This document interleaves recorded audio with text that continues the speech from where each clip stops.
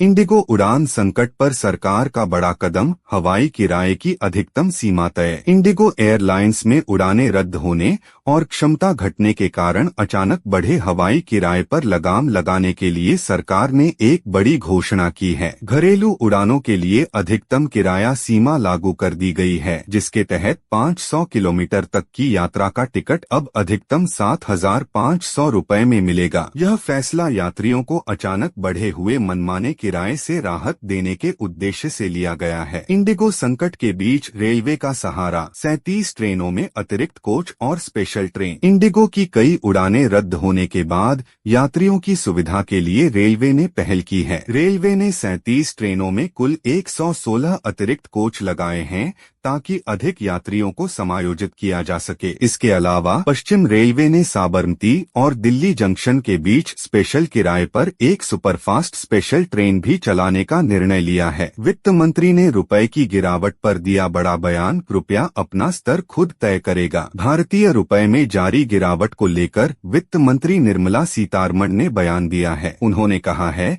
कि रुपए का मूल्य बाजार की शक्तियों द्वारा तय किया जाएगा और यह अपना स्तर खुद निर्धारित करेगा। इस बयान से रुपए के उतार चढ़ाव पर सरकारी दखलंदाजी कम होने का संकेत मिला है। टोल टैक्स खत्म करने पर केंद्रीय मंत्री नितिन गडकरी का बड़ा ऐलान। केंद्रीय मंत्री नितिन गडकरी ने घोषणा की है कि 1 साल के अंदर देश के अंदर सभी टोल टैक्स हटा दिए जाएंगे। हालांकि उन्होंने स्पष्ट किया कि टोल टैक्स तो देना पड़ेगा, लेकिन इसकी व्यवस्था में बड़ा बदलाव किया जाएगा। यह कदम टोल कलेक्शन को और अधिक कुशल और आधुनिक बनाने की दिशा में देखा जा रहा है। पान मसाला और सिगरेट होंगे महंगे। लोकसभा में स्वास्थ्य उपकर बिल पास। लोकसभा ने स्वास्थ्य सुरक्षा से राष्ट्रीय सुरक्षा उपकर विधेयक 2025 को मंजूरी दे दी है। इस बिल के तहत पान मसाला और सिगरेट जैसे उत्पादों पर अतिरिक्त कर, सेस या उपकर लगाया जाएगा। इस कदम से इन उत्पादों की कीमतें बढ़ेंगी और सरकार को स्वास्थ्य और राष्ट्रीय सुरक्षा से जुड़े मदों के लिए अतिरिक्त राजस्व मिलेगा।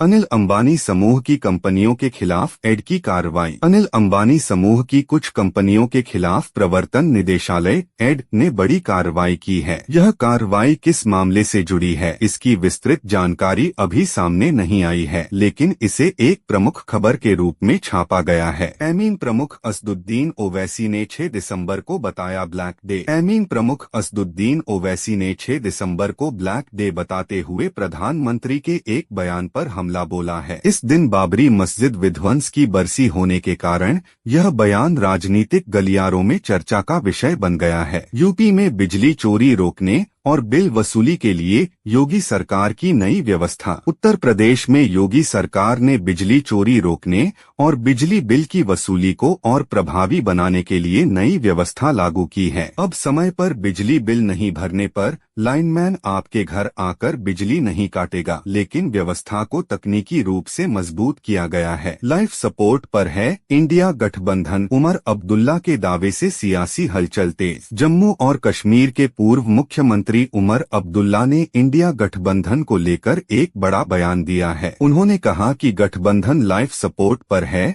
और कभी भी आईसीयू में जा सकता है, जिससे राजनीतिक गलियारों में हलचल मच गई है। यूरोपीय संघ और G7 देश रूस के खिलाफ तेल व्यापार पर सख्त कदम की तैयारी में। यूरोपीय संघ और G7 देश मिलकर रूसी तेल के व्यापार पर कड़े प्रतिबंध लगाने की तैयारी कर रहे हैं। इस योजना के तहत रूस पर पूर्ण समुद्री प्रतिबंध लगाने की तैयारी है, जिसका उद्देश्य रूसी तेल राजस्व में भारी गिरावट